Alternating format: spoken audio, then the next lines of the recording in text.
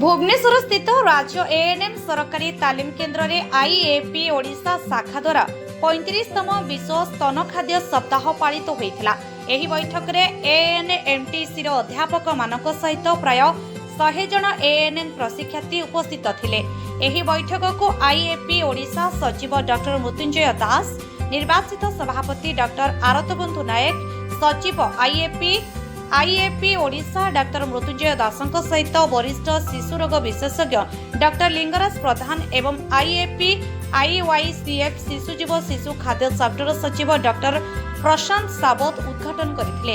सहकारी निदेशक नर्सिंग श्रीमती वासंती बेहेरा, आईएपी ओडिशा राज्य कार्यनिर्वाही बोर्ड सदस्य डॉक्टर विक्रांत पृष्टि, एएनएमटीसी छात्र मानक द्वारा एक सुंदर महिषा मर्दिनी नृत्य सहित बैठक आरंभ होइथिला।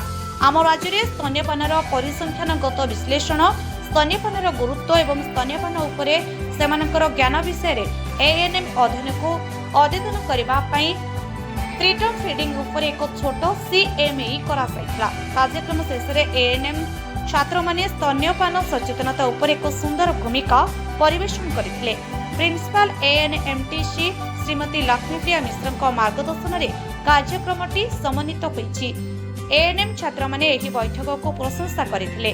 भुवनेश्वर वर्षा दासंक रिपोर्ट, आम अधिकार। मुझे डॉक्टर शुभश्री जेना जो पेडियाट्रिक नर्सिंग मु पढ़ाई छुआ को आमर एएनएम स्टूडेंट मानू को एएनएम ट्रेनिंग सेंटर फैकल्टी अच्छी। तो आज आमर हूँ एक्सक्लूसिव ब्रेस्ट फीडिंग उपर आम बेसी इम्पोर्टेंस दौचे। एक्सक्लूसिव माने केवल माँ क्षीर आमर जेहेतु एबे कमी जाइए, केवल जन्म पर सांगे सांगे गोटे घंटा भितर आम माँ क्षीर दबा कथा, किंतु आजिकली माँ मैंने सेटा को दौना जोटा 99% इंस्टीट्यूशनल डिलीवरी होची, किंतु ओनली 68% माँ मैंने केवल माँ क्षीर ता छुआ को दौरान। से माने एक्सप्रेस ब्रेस्ट मिल्क रखिकिना जिबे बाहर से माने 6 ରୁ 8 घंटा रखिपारे आ फ्रिज रे 24 आवर आम रखिकी जापर, किछि भी खराब हबन। जोटा मिल्क बैंक भी अच्छी सेटा भी प्रोवाइड करुचे आमर हॉस्पिटल थिबार माँ मानू से मानू दे पारे। तापरे हॉस्पिटल रे जो माँ माने धर किए सिजरियन होइछि कि आउ कोन प्रॉब्लम होइछि तो मिल्क बैंक रु से नहीं पारे। हाँ, समस्त पाखे नंबर अच्छी, प्रोविजन नंबर आमर जो MCH mother and child hospital जोटा आमर अच्छी बिल्डिंग से सब नंबर प्रोवाइड अच्छी।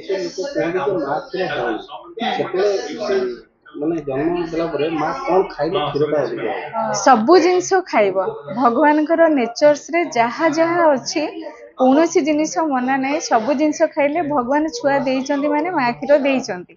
सबु समस्त भितर से सेम हार्मोन सिक्रेशन होउची। क्षीर होउची किंतु से माने तरीका जना नहीं, केमिति धरिबे, केमिति छुआ को क्षीर लगेइबे, केते घंटा भीतर 1 आवर जोटा गोल्डन मिनिट गोल्डन आवर कुआ होची। 1 minute is the golden minute कहीं कुआ होची। गोटे मिनिट भीतर आम सब किछि करि परिबा। छुआ कांदिब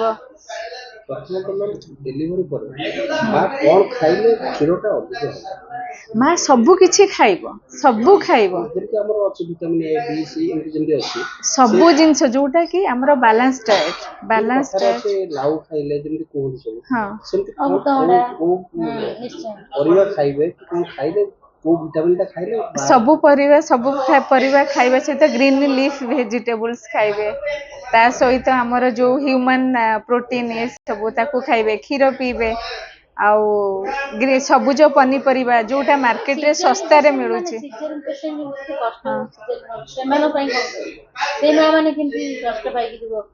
से माने से 1 आवर भीतर ही तांकु लगा जीवो माँ सहित छुआ सहित माँ रो अटैचमेंट 1 आवर भीतर लगेले बहुत भल। आउ तांकु नहले वेट करा हबो माँ जे पर्यंत आसीबो से सेही सिजरियन टेबल ऊपर भी आमे चाहिले लगे परिबा माँ सहित छुआटा क्षीर लगे पारे। ओडिशा स्टेट ब्रांच आज आमे world breast feeding week 2026 ANMTC Bhubaneswar आम आज ऑब्जर्व करुचु। आपण माने जानतु प्रति वर्ष अगस्ट 1 रु अगस्ट 7 भितर आमर world breast feeding week celebrate कराए।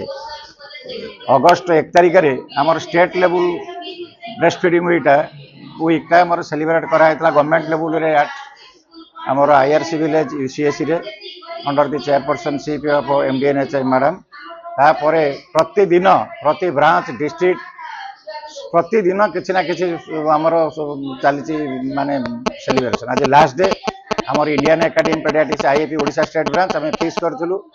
ये आमर प्रिंसिपल जी अच्छी लक्ष्मी प्रिया मिश्र तत्वावधान लीडरशिप ये आम आज सेलिब्रेट को मैंने ऑब्जर्व कलु। आज world breast feeding around 100 students participated.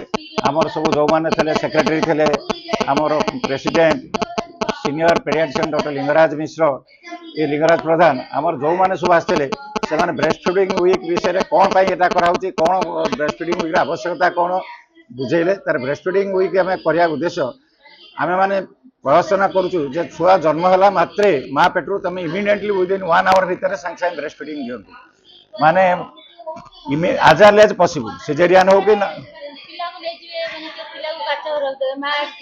अरे हला सेमिति हेले भी तार सिस्टम अच्छी भी प्रोविजन अच्छी रहिले काचघर रहिले कि निपुरे रहिले कि माने आमर एसएनसीयू रे रहिले तापाई भी ईबीएम एक्सप्रेस ब्रेस्ट फीडिंग दिया होची मिल्क बैंक कराई तेणु कौन प्रकार रे आपण माने डबा क्षीर कि आमर जो बटल फीडिंग लैक्टोजन लैक्टोटिस अलाउ करेंगे ना।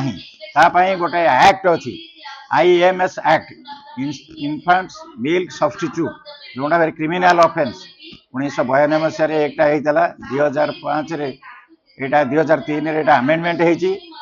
तेणु जी डबा दब कि जो हेल्थ केयर पर्सनाल डाक्तर हो कि पैरामेडिक्स जे प्रमोट कर प्राइवेट हूँ कि गवर्नमेंट हूँ नोटिस के आसिले से माने आईएमएस एक्ट रे बुक करावे हॉस्पिटल बैन कराबो ना भी आमर अच्छी नोटिस कराई से क्रिमिनाल ये बुक करावे। तेणु कौन सी बटल फीडिंग कि डबा लैक्टोजेन लैक्टोटेस क्या आम एडभाइस करेंगे ना जे एडभाइस कला यही आईएमएस एक्ट अनुसार से बुक करावे।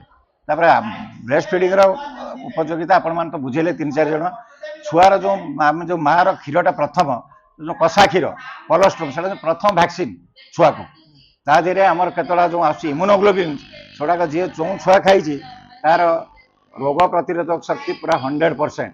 ताकू देखिए कौन सी झाड़ा बांती निमोनिया डायरिया किछि हबो नै। तापर सेकेंड थिंग माँ और छुआ भितर बॉन्डिंगटा एते भल हम जे ब्रेस्ट कैंसर गोटे मदर को भी प्रिवेंट कर जो छुआ माँ क्षीर खाई तार देखिए कौन सी माँ क्षीर तार ब्रेस्ट कैंसर हेनी।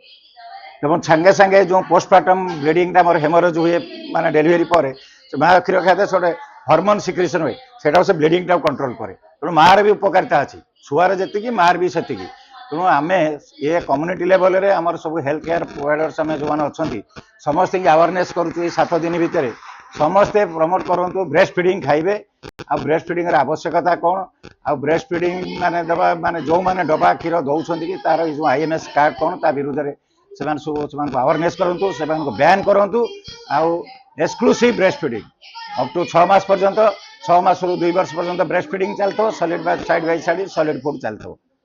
दिस इज द माने हूँ आम ब्रेस्ट फीडिंग वीक ये आज last day breast feeding week 1 रु 7 तारिख भीतर। Thank you. प्रशांत कुमार साबत मु प्रोफेसर भाव में काम करुच्ची SOA university under SUM hospital Kalinganagar रे।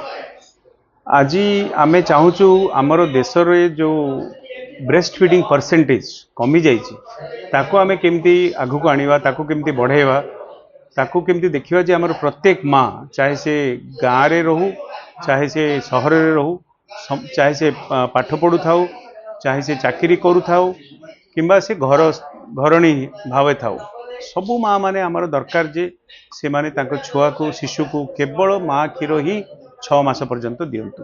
गोटे बहुत दुखर विषय कि 2021 रे जो सर्वे कराइथिला ता अनुपाते 2024 रे जो सर्वे कराला आमर माँ क्षीर खाइबार जो परसेंटेज अच्छी सेटा आमर कमी जाइछि।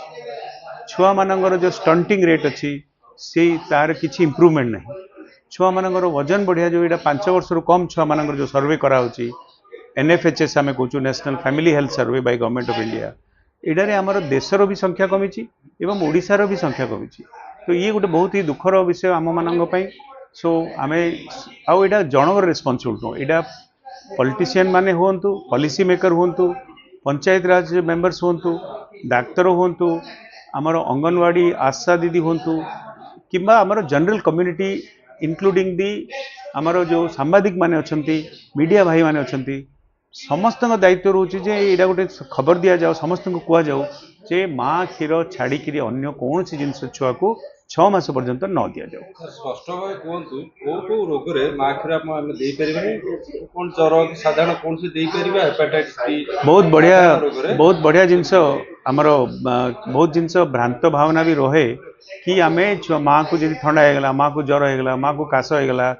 माँ को परिस्रा इन्फेक्शन होगला माँ अंटा बथा होगला तो छुआ को आम क्षीर दौना एमती बहुत ही कम कंडीशन अच्छी जो जगह आमर माँ को आम माँ क्षीर छुआ को दवाई मना बर्तमान जड़े कैंसर रोगी थे जड़े भावतु आपणकर फिट्स कन्वल्सन मेडिसिन खाऊे तो से बहुत ही रेयर केस अच्छी जोड़े आमर माँ क्षीर दवाई मना कर स्पेशली आमर देश में जेहेतु आम देश में आमर लो मिडिल इनकम कंट्री रे आमर माँ क्षीर is the best one milk mother milk is the best one. ये जो मलेरिया टाइफॉइड डेंगू साधारण ज्वर ये माँ क्षीर 100% मलेरिया डेंगू टाइफॉइड यही क्षेत्र में आम छुआ को माँ क्षीर 100% दे पारिबा।